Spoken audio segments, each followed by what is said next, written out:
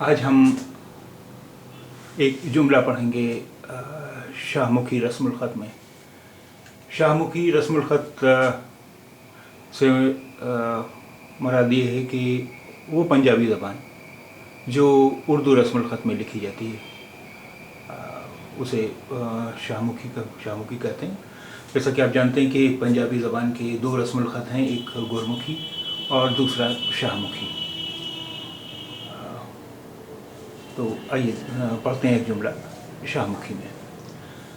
चादर तो वध पैर सारन दा एक मतलब ਇਹ ਵੀ ਹੁੰਦਾ ਹੈ ਜੇ ਬੰਦਾ ਆਪਣੀ ਔਕਾਤ ਵਿੱਚ ਰਹੇ।